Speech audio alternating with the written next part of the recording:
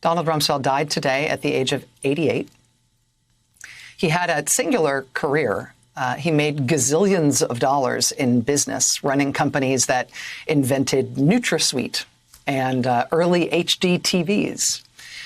He served 4 terms in Congress, which is something that's not frequently remembered about him, especially given his later overt and pronounced disdain for Congress. He served in a variety of roles in the Nixon administration before becoming President Gerald Ford's White House chief of staff and then Ford's defense secretary. George W. Bush brought him back to the Pentagon in 2001 to be Secretary of Defense again. He's the only person to have served 2 non-consecutive terms as Secretary of Defense. On September 11th, 2001, he was in his office at the Pentagon as one of the hijacked planes slammed into the building. To his credit, Rumsfeld helped personally in the immediate aftermath of the impact and the fire. He helped rescue people. He stayed on site at the Pentagon that day, all day, while Cheney got rushed to the bunker. And for some reason, they just flew the president around in the air for a long time as if they weren't quite sure where to put him. Rumsfeld stayed at the Pentagon. In the aftermath of 9/11, it was Donald Rumsfeld who planned for the invasion of Afghanistan, but then not for what to do in Afghanistan after the invasion. Less than 2 years later, it was Donald Rumsfeld who planned for the American invasion of Iraq, but then not for what to do in Iraq after the initial invasion. As chaos and civil war overwhelmed Iraq in the wake of the U.S. invasion there, Donald Rumsfeld famously insisted that Americans should see all of that as good news, really, because freedom is untidy. Freedom's untidy, and free people are free to make mistakes and commit crimes and do bad things. Stuff happens. Stuff happens. Stuff happens. Donald Rumsfeld, who died today, again, at the age of 88, was responsible for the planning of the American invasions and the subsequent wars in Iraq and Afghanistan. We are only just now getting out of Afghanistan today. When it came to the systematic torture of prisoners in U.S. custody at facilities like Abu Ghraib in Iraq, Rumsfeld, in his memoirs, blamed that on what he called a small group of prison guards who ran amok. The historical record, however, shows that Rumsfeld was sent memos in real time about the actual planning, the actual orders for torture like that to occur as a matter of U.S. policy and on purpose, directed down the chain of command. On the margins of one memo that spelled out that prisoners in U.S. custody should be tortured by, among other things, forcing them to stand for hours at a time, Rumsfeld hand-wrote in the margin, "I stand for 8 to 10 hours a day. Why is standing limited to 4 hours?" By which he meant, why aren't they forcing these prisoners to stand for even longer? This doesn't seem harsh enough. There was also the memorable moment in Rumsfeld's tenure as defense secretary, and it was discovered that on more than 1,000 condolences letters that were sent to the families of U.S. servicemen and servicewomen killed in Iraq, Donald Rumsfeld did not feel it was necessary to sign his name. He instead used what's called an auto pen, basically a machine that rubber stamped his name to sign all the supposedly heartfelt condolence letters to the families of American service members killed in action in Iraq. As roadside bombs started killing American service members by the dozen, and then by the hundreds, and then ultimately by the thousands, Secretary Rumsfeld was asked why U.S. forces didn't have up-to-date body armor, why there wasn't more of a rush to get it to them.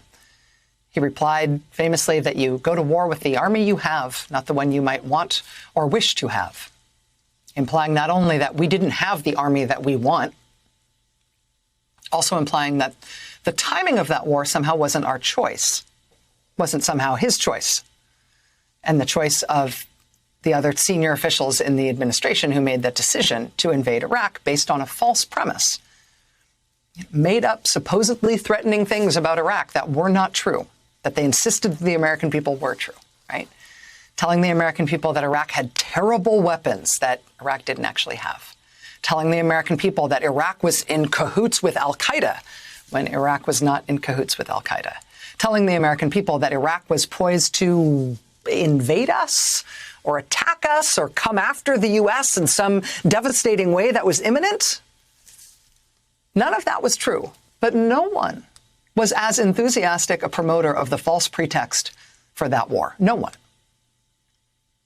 No terrorist state poses a greater or more immediate threat to the security of our people and the stability of the world than the regime of Saddam Hussein in Iraq. We have what we consider to be credible evidence that al-Qaeda leaders have sought contacts in Iraq who could help them acquire weapons of mass destruction capabilities. Do you have hard evidence that they're in Iraq?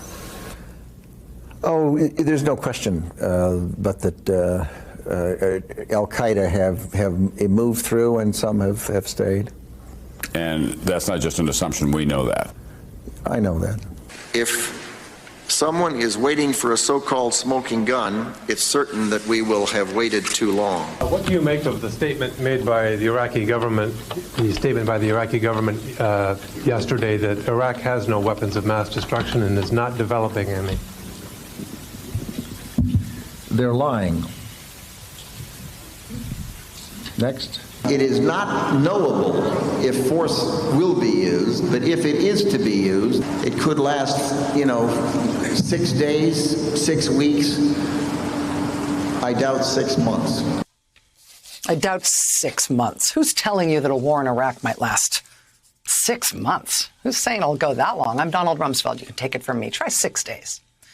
Donald Rumsfeld was also a master at unusually specific lies about the most consequential things that led to that war that ultimately cost hundreds of thousands of lives. He told ABC News, for example, after the invasion, when he was asked, how come the weapons of mass destruction that you guaranteed were there, how come they haven't been found? He insisted to ABC News that not only were there weapons of mass destruction in Iraq that were going to be found, but he knew where they were. He said, quote, "We know where they are. They're in the area around Tikrit and Baghdad, and east, west, south, and north somewhat." Donald Rumsfeld has died today at the age of 88. He did not die at his home at Mount Misery, which was the slave-breaking site of the life-changing and world-changing torture of Frederick Douglass, a place that he bought as a weekend retreat while serving as defense secretary. He died instead in New Mexico at a ranch he had there in Taos.